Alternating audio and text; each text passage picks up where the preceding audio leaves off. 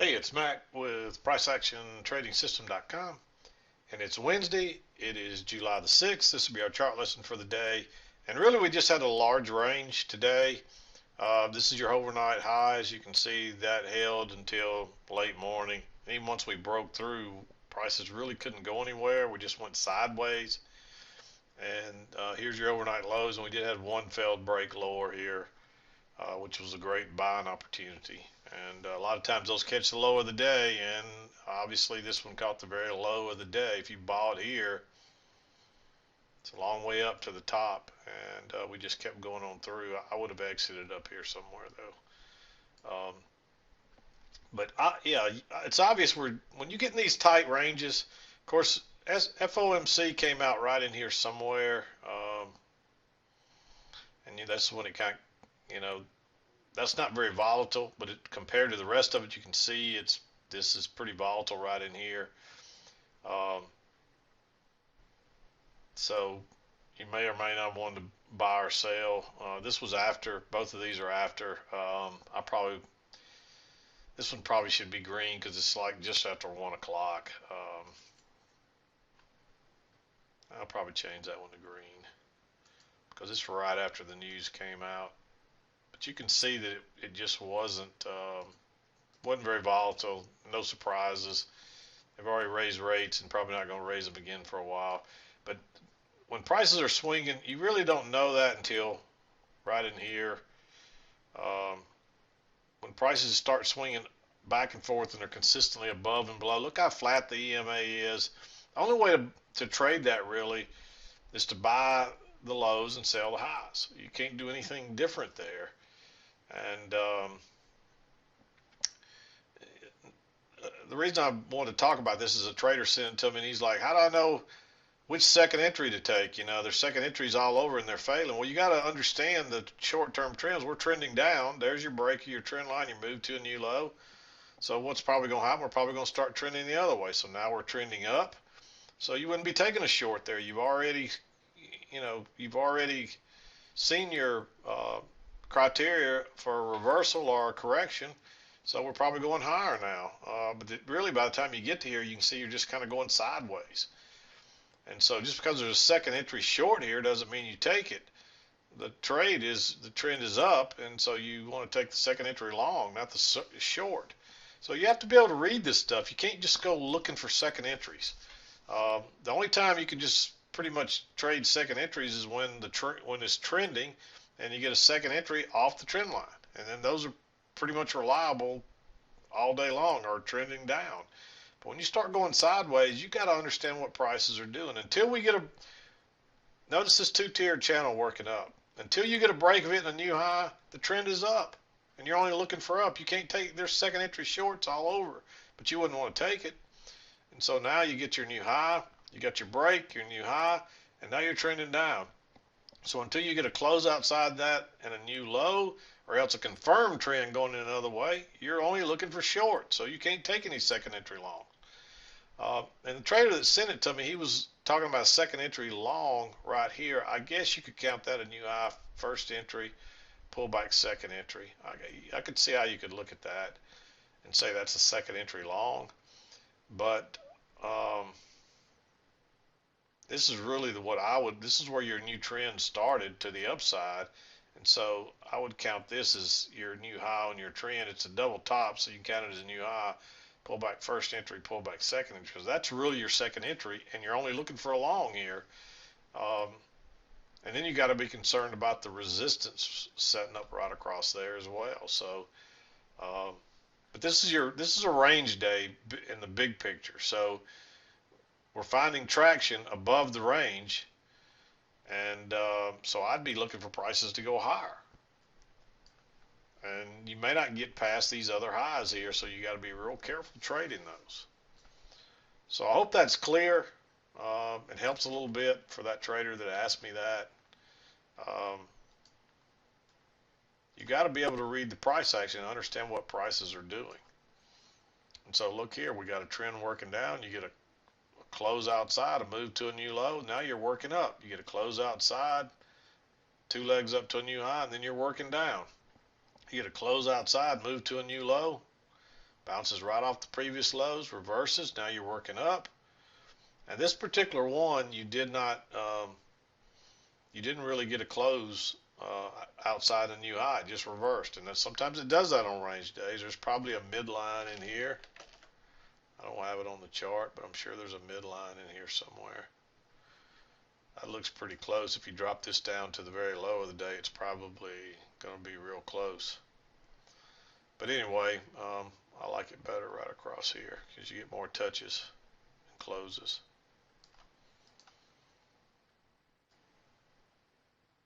That's where I had it earlier. That was your close for the overnight.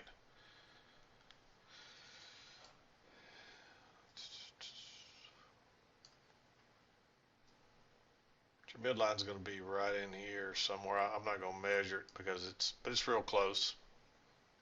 And so you got to remember that this is a range day.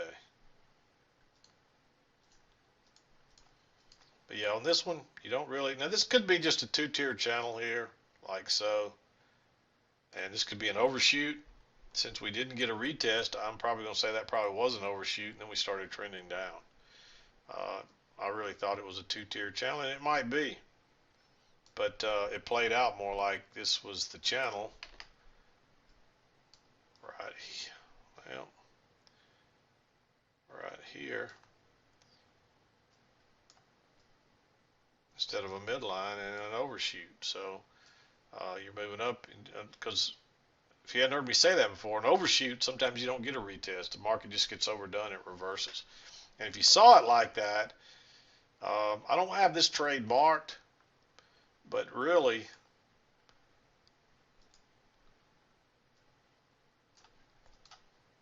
that would be a great trade. And you can see that's a break through the midline, which is probably going to pull back and at least test it, but it fails. And you're so far away from the EMA there. Look how far away that is. And you can see that shorter term trend line. I like that just for a quick scalp. But you got to be able to understand what you're doing to do those. So it probably, I mean, being this is a range day, I can't even hardly make that one green. It really needs to be red. So, but then your trend's working down, then you're working up, and this one's definitely a two-tiered channel. And you get your close outside, a move to a new high. You only get one leg this time, and then it reverses. And now you got a trend working down. You get an overshoot, which leads to the overshoot, move to a new low, and it reverses.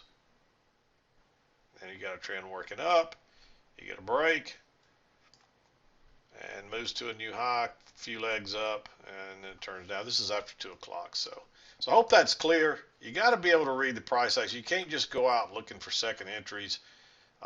If the market's trending, yeah, second entries work really well, but when you're in a flat market, you got to be really careful. You need a trend, and you need a trend line.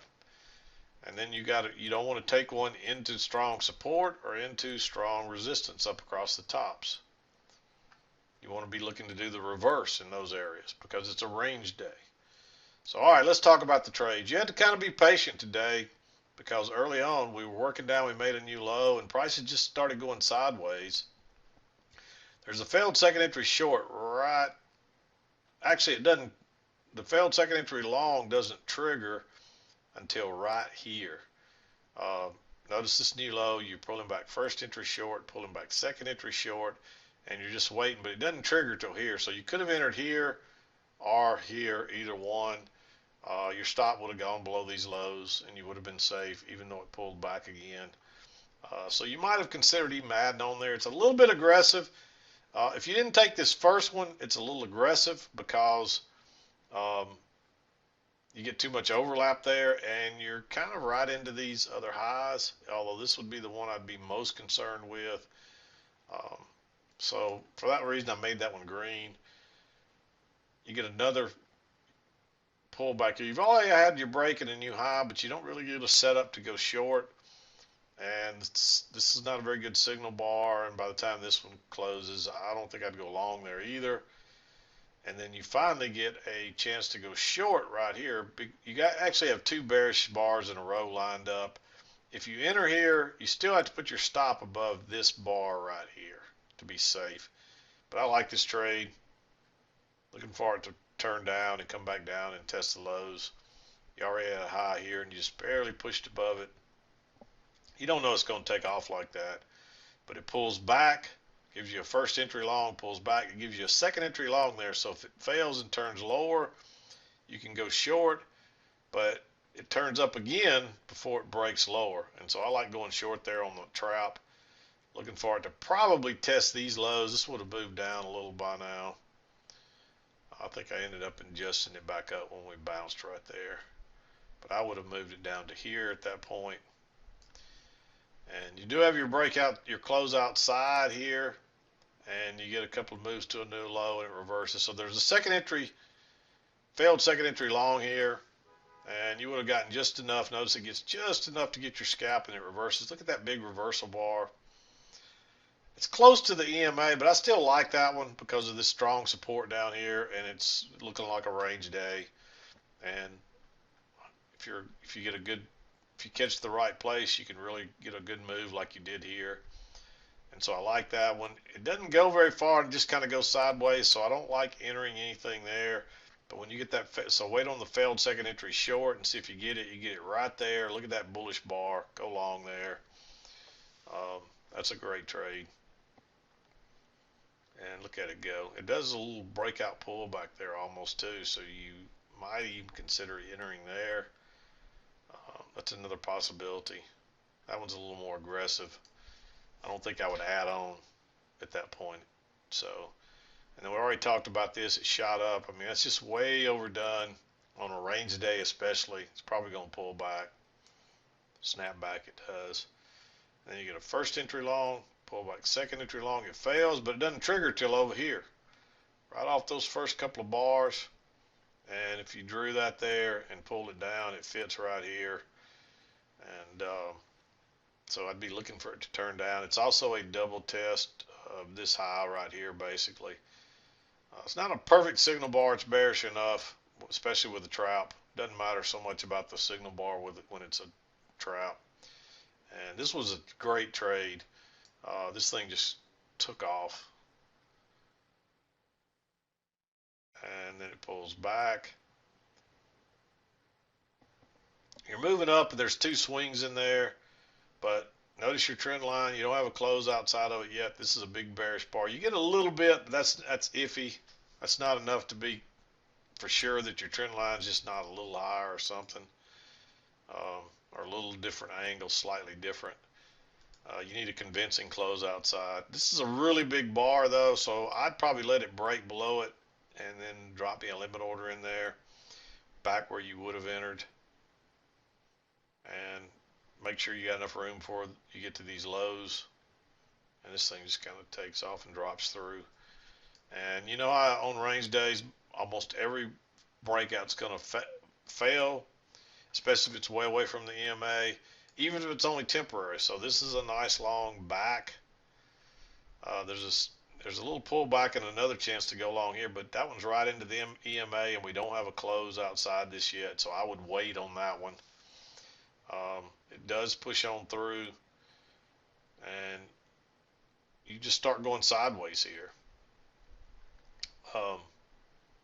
You might have considered going short there. It would have worked. Because you have two legs up, and that's the first close outside of this one, so you might get a retest. So you could really take that short. I missed that one earlier, so I didn't mark it. But yeah, there's arguments to take that short right there. And had I noticed it and been trading, I might have taken it. So, but we pull back. You end up just kind of going sideways, and so that might be enough reason to skip it, but I still think you might be interested in that one. But you get the failed break lower, and it's a second entry long if you count off the high. Pull back first entry, pull back second entry. Although a second entry going sideways like that's not that important because you had a second entry going down too. But I like that bullish bar. I'd let it break above that one. If you tried to use a limit order down here at the original spot, you would have got left behind. So that probably wouldn't have worked. Probably would have just had to go with a stop. But look at it take off, and now you got there's a big leg, pull back, and a big leg. It pulls back. This one is, that's the reason this one is green, because you've got two measured legs. Um, that is the first, see that little trend line working out? That's the first close outside, so we're probably going to test that high. There's not a lot of room there, but you're probably going to test the last high, which is here. Notice it does start to get a little resistance before it pushes on through. So, but you can't see it. But you got a new low, and you get a first entry short, a second entry short. So it's a failed second entry short. It pulls back. It's a nice bearish bar. It's a little double bottom right there. It's like a double test of that little breakout. You notice you got some resistance right there, and it breaks out, and it tests it once and twice. It's not back to the trend line. It's not back to the EMA. You don't know that this is two tiers, really. It's pushing on through. So this one's a little aggressive for that reason, and that's why it's green. I'm not crazy about it, but it does fit the rules. And you figure we're probably going to at least test the midline, this high as well. And you can't really enter anywhere else in there. There is a failed second.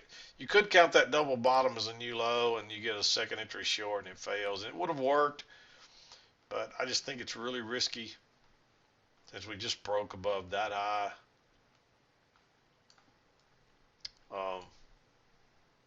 So yeah, even that one could be green, I guess. Again, I'm not crazy about it. And then we just kind of we're working back to the other side. You get your bounce off of it here. It's more sideways. There's a little bit of a trend here that you could get a break and attempted a new low. That's a failed second entry short, a nice bullish bar. I like going long there off that trend line.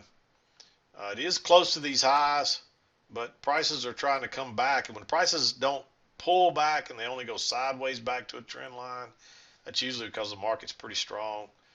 So I like entering there. And if you wanted to, you could add on here. And if you didn't enter there, I would definitely enter here when it tried to go lower even yet again, because you could count that as a double bottom. And so it's a failed second entry short here as well. And when you try to go short that many times against the EMA, the trend line, is probably going to go higher. And off it goes. And it pulls back, tries to go twice, and bounces off that trend line again. This is a breakout pullback, a double test of that breakout area. It's green because you don't have much room to get out before the highs. You don't have any room.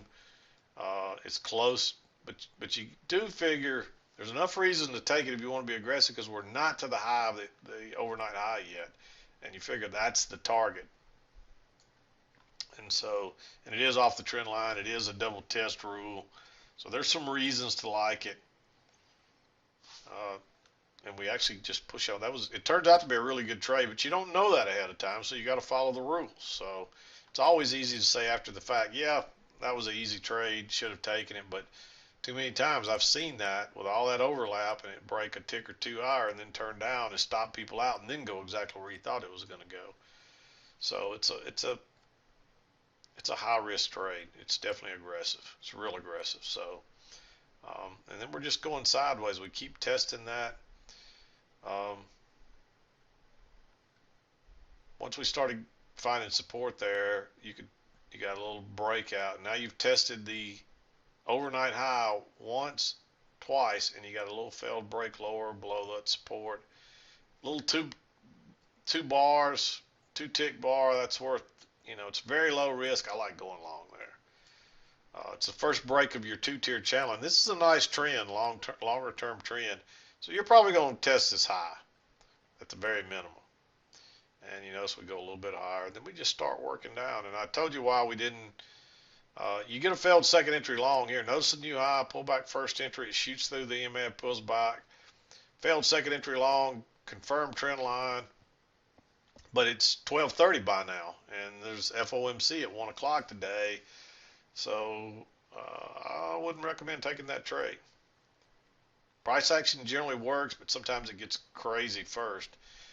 And then notice all of a sudden right at 1 o'clock it drops real fast, gets an overshoot, bounces, gets a break outside. You do get a second entry short here. It's off these highs. It's after 1 o'clock now, so you might consider that one. It's aggressive just because of the time and the type setup it is. And actually, if you had time to draw your trend line, which you may not here, okay, you get a close outside, a move to a new high, and it turns down. Just what you'd expect to happen. And then quick move down to a new low, and then it reverses. Again, it's still just right after 1 o'clock, and it's still a little aggressive. But you got what you need. It's not real far away from the EMA, but it's far enough, and you've met your criteria for a reversal or a correction anyway. And so if you want to be aggressive, you might take that one. But when it pulls back and gives you a second entry here, that's the one I think you're better off to enter. A low risk bar. Really, you need to wait on this one and let it break above, and then drop a limit order in there a few ticks back to make sure you got room to get out before those highs there. And then it pulls back, but I wouldn't enter this one. It's getting too late in the day. It's almost 2 o'clock, and I mean, you can see you kind of get a little close outside, but it's not convincing. And it moves to a new low, and then it reverses. So it's there, but it's real tight. So that's what I saw today. This was really a little kind of tricky up here. It's pretty straightforward until that point. Some of these are a little aggressive. We got a really nice bounce off that low. These are the couple you want to try to grab down here. I love those setups because if you catch the low of the day, which there it is, you can ride it you get a nice trend. And even if you just rode it to the first close outside or rode it till the high, that's 60, let's just call it 68. I mean, that's 18 points. You can't beat that for one trade on one runner. And even if you just took it to the highs, 84, so 68 to 84, still 14 points. So really good move. But anyway, I'm not going to hang around, beat around the bush. That's pretty much it for today. So we'll wrap it up. We'll be back again tomorrow. Believe it or not, this week will be over. Those Mondays have really shortened the week. So no chart lesson on Friday like usual. But we'll be back again tomorrow to wrap up our week and do our Thursday chart lesson. And but I'm done for today. This is Mack with PriceActionTradingSystem.com, and we'll see you next time.